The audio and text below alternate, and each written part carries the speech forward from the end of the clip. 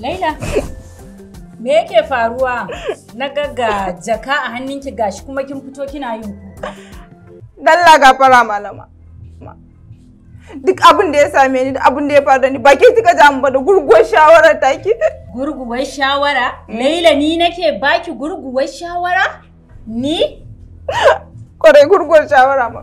Ba gurguwar shawara da yake bani shi aikata shi ya kai ni ga aikata abin da mijina ya sake ni a yau. Saki? Saki?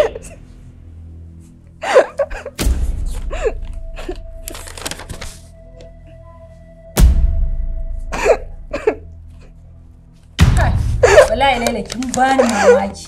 Amma da aka baki takardar nan baki buɗa kin ga me a jikin takardar ba? Shin saki nawa aka yi miki ma a jikin takardar? Kawai sai ki haɗo kaya ki fito kina yin kuka? Ban san shashanci. Kamar ya ga abin da aka bani kina kamar ba saki ne a jikin takarda. Saki dai ka bai sunan shi saki. Ko saki ɗaya ko biyu ko uku kin ji an sake ni. Malama fita ki bar gidan nan. Ki fita ki bar gidan nan tun muna mu biyu. Ki fita na kafin ka ta miki rashin mutunci tun muna mu biyu. Ki fita ki bar gidan nan. Ni kike cewa in fita in ban miki gidanki? Da barewa rabu kai mene daukaka dan sa wanda ka fadika shugabana mai maka abin zara habibuka dan sa wanda ka da a ce matan banzan nan za su daina bibiyan mijina da mun samu kwanciyar hankali a gidanmu amma to Allah da ya kyauta.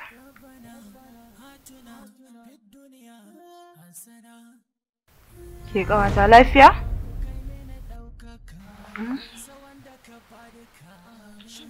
Na'am. Lafiya? Wallahi lafiya babu komai. Naga ina ta magana, kin yi shiru kina tunani. Lafiya dai ko? Wallahi lafiya babu komai. Kawai na tafi tunani ne da kuma shauƙin farin ciki. Daga baya kuma sai na tafi tunani akan kujerar umaran nan da aka baki. Tunani kuma? Lafiya? Ki gaya min mana. To Allah dai ya sa ba wata masifa bace. Tabbas babban masifa ce. Domin mijinki yana da matuƙar dabara da lissafi. Ke har ma da tunani. Kinga, ni dan Allah ki ce min ƙarshe. In ji me kike son faɗa? Ba wace miki ne ki tsaya kina wani yaban shi ba. Yana da matuƙar dabara da tunani domin zai tura ki tafi shi kuma ya ci karansa babu babbaka. Na biyu, oga ya yi baƙi daga Nijar kuma irin manyan matan nan ne. Waɗanda kina ganin su, kin san kuɗi sun zauna. Na uku, a tunanina ma, ina ganin su suka bashi wannan takardar kyautar umarar da ya biya miki. Shi ne ya zo ya ɗauka ya baki, sabida ki tafi, ya yi abin da yake so, yadda ba za ki sa masa ido ba.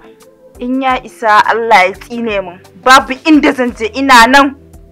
Bai isa ba wasu matan banza a can su bashi wani takardar aikin hajji ya kawo min a matsayin wani in je. Na fi ƙarfin wannan wallahi bai isa ba kuma ina gidan nan zai zo ya same ni. Ƙawata kwantar da hankalinki, amma bai kamata ya miki haka ba. Idan ba za ki je ba, ni ki ban in je, in na je sai in taya ki da addu'a. Naji, kin bani shawara, kuma na ɗauka, amma yanzu ina umartan ki da ki tashi ki tafi, don komai zai iya faruwa. Kamar ya in tashi in tafi? A halin yanzu raina a ɓace ki tashi ki tafi. Ka kasa gane wanda ke son ka. Kamar ya?